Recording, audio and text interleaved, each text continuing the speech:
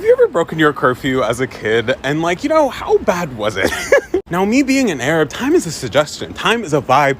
Time is not a numerical value, simply put. You know what I mean? If you invite me at 3 p.m., I'm thinking it's in the afternoon. I'm not thinking I gotta see blank at 3 p.m. sharp. I'm thinking it's the afternoon. Khalas, I'll see them when I see them. As long as it's not after the sun sets, I'm good. I'm not even late. What do you mean? All that goes out the window the second your parents are the ones setting up that time. You know what I mean? When they say be there at 9 p.m., suddenly every Arab in the world knows exactly what 9 p.m. is, knows exactly how to get there at 8:55. You know what I mean? So I never broke curfew because I don't want to fuck around and find out what would happen to me. You know what I mean? So I would always make my plans during the day and by 8 p.m. tops. You know what I mean? So this one time, one of my friends from school goes up to me and she's like, Adeibb, it's my sweet 16th. Like, please, you've got to come. Everyone's coming, blah, blah, blah, blah. And I was like, okay, when does it start? She was like, 9 p.m. I was like, 9? That's my curfew. And she was like, oh, no, please, but come.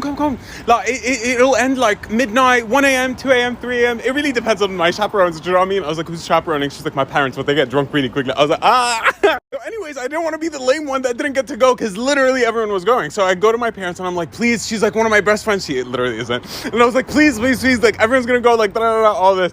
So she eventually caves and she's like, okay, fine, you can go. But you can only leave at 8 p.m. and it's an hour away. So you leave at 8, you get there at 9, you leave at midnight, so you're back home by 1 a.m. tops. Because she's like, you know what, I'll give you 3 hours while you're there.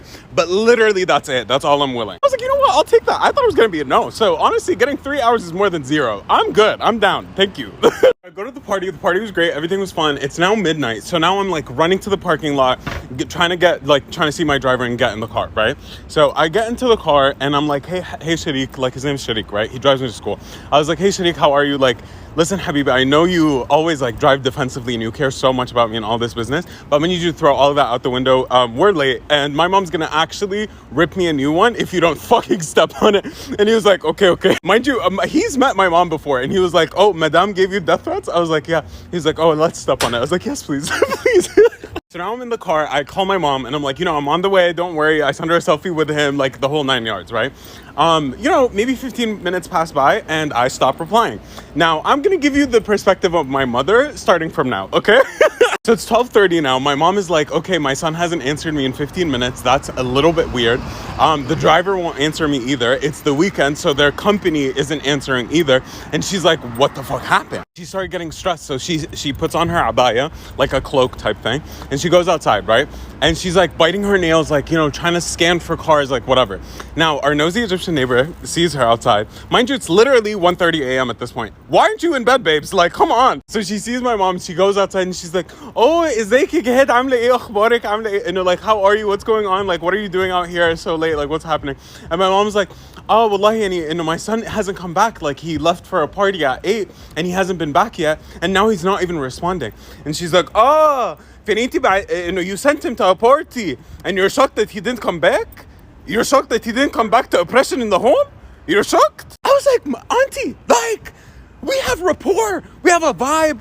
I'm friends with your kids. I teach them English. Why are you throwing me under the bus right now? What's going on? She continues to rile my mom up, and my mom is starting to jump to conclusions. And my mom is a very much quick to jump, She started jumping to crazy conclusions. She was like, Khas, at this point, he's on the side of the road, dead probably.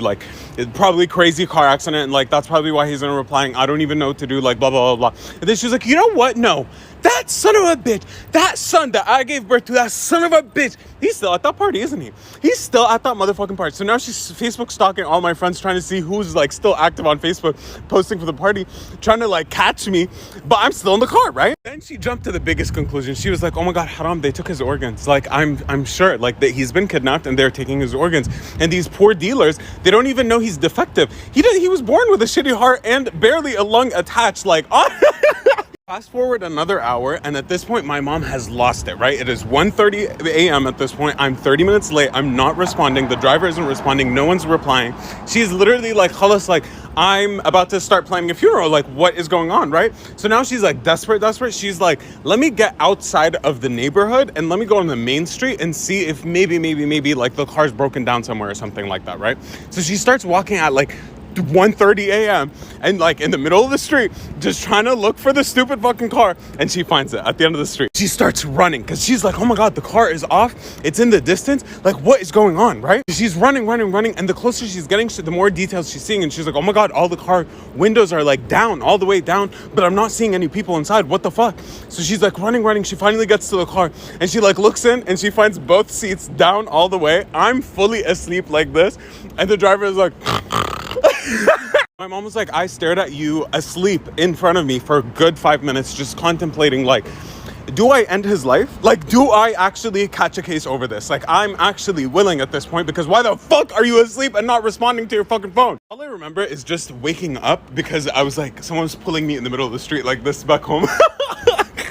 I wake up and I'm like, Mama, it's Fee. Like, what's going on? She's like, do you know what time it is? Do you know how late you are? Do you know that you were just fucking sleeping in a fucking random person's car, like, for the past hour? Are you fucking kidding me? And I was like, well, I just passed out. Like, how's that my problem? And then she was like, why didn't you tell the driver to wake you up? And I was like, I don't know. Did you ask him? She's like, I did. But he just tried to whisper, wake you up. How's that going to wake you up? I was like, how's that my fault? She's like, yeah, could be a haywani ibn 66 zift. Why the fuck were you asleep? I was like, Mama, this is not my fault. You know, luckily it was fine. It was fine in the end. I did get all my electronics taken away and I was grounded for a little bit, but it was fine, you know.